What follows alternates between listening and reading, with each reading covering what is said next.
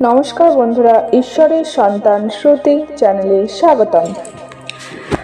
আপনি জানলে হয়তো অবাক হবেন যে একজন ঋষি হওয়া সত্ত্বেও নিজের মেয়েকে বিবাহ করেন এবং তার সঙ্গে সম্পর্ক স্থাপন করে একজন পুত্র সন্তানেরও জন্ম দেন। বন্ধুরা, এই কাহিনী সপ্তর্ষি মধ্যে একজন অত্যন্ত ধর্মপরায়ণ ঋষি অগস্ত্য মুনির কাহিনী। চলুন শুনে নিই সেই কাহিনী। পুরোজাই অগস্ত্য মুনি একবার স্বর্গলোক থেকে ফেরার পথে দেখলেন কয়েকজন বয়স্ক মানুষ গাছ থেকে উল্টো করে ঝুলছে। তাদের এই অবস্থায় দেখে আশ্চর্য হয়ে অগস্ত্য মুনি প্রশ্ন করলেন, হে মহর্ষি, আপনারা কারা? কোন পাপের জন্যই বা আপনারা শাস্তি ভোগ করেছেন? তখন তারা উত্তর দেয়, হে বৎস, আমরা তোমার পূর্বপুরুষ, যাতে তোমার এক পুত্র সন্তানের প্রাপ্তি হয়, সেই মনস্কামনা নিয়ে আমরা এই ঝুলন্ত অবস্থায় আছি। আমাদের মনস্কামনা পূর্ণ হলে আমাদের আত্মার মুক্তি ঘটবে এবং আমরা স্বর্গলোকে যেতে পারব। পূর্বপুরুষের এই রকম কষ্টের কথা শুনে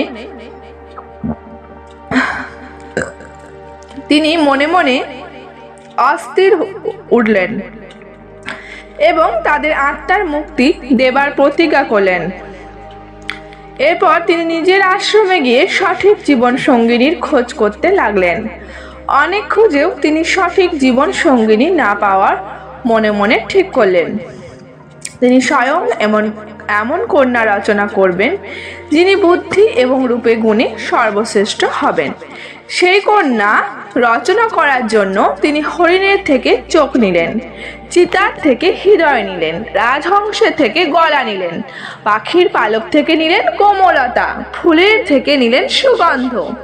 এইভাবে তিনি সর্বশ্রেষ্ঠ এক কন্যা রচনা করলেন। এই সময় হঠাৎ তার চোখ পড়ল বিধর্ম রাজার দিকে। তিনি দেখলেন বিধর্মরাজ তার স্ত্রীকে নিয়ে ভগবানের কাছে এক সন্তান প্রার্থনা করছেন।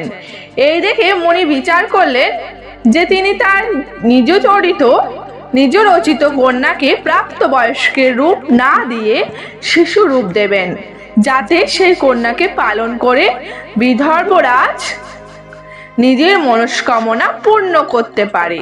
কিন্তু এই কন্যার উৎপত্তির সময় অনেক প্রাণীর ক্ষতি হয়েছিল, তাই এই কন্যার নাম রাখা হয় লোপামুদ্রা।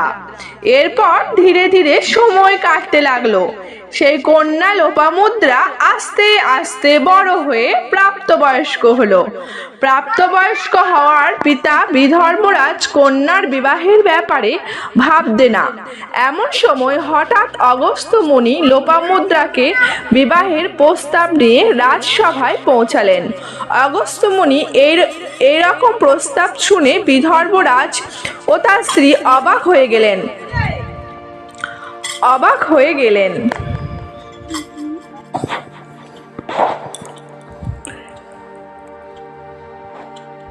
কিন্তু লোপামুদ্রা নিজের দায়িত্ব এবং কর্তব্যকে স্বীকার করে অগস্ত্যকে বিবাহ করেন। লোপামুদ্রা বিবাহের পর তার আরামদায়ক রাজবিলাস ছেড়ে ত্যাগময় আশ্রম জীবন গ্রহণ করেন এবং অগস্ত্যর সঙ্গে ধ্যান, গৃহস্থ ধর্ম ও আধ্যাত্মিক জ্ঞান চর্চায় লিপ্ত হন। একসময় লোপামুদ্রা অগস্ত্যকে বলেন, আমি সংসার চাই, সন্তান চাই। শুধু তপস্যা করলে সংসার ধর্ম পালন হয় না। অগস্ত্য প্রথমে গৃহস্থের ধর্মে অনিচ্ছুক হলেও স্ত্রীর যুক্তিপূর্ণ কথা শুনে সম্মত হন। এরপর তারা এক পুত্র সন্তানের জন্ম দেয়, যার মাধ্যমে অগস্ত্যের পূর্বপুরুষের আত্মারা মুক্তি পায়। লোপামুদ্রার মাধ্যমে অগস্ত্য উপলব্ধি করেন যে গৃহস্থ ধর্মত্যাগের মতোই মহৎ, তাই তার গৃহস্থ ধর্ম ও তপস্যা একসাথে চলতে থাকে। বন্ধুরা, ভিডিওটিকে ভালো লাগে অবশ্যই চ্যানেলটিকে সাবস্ক্রাইব করবেন। ধন্যবাদ।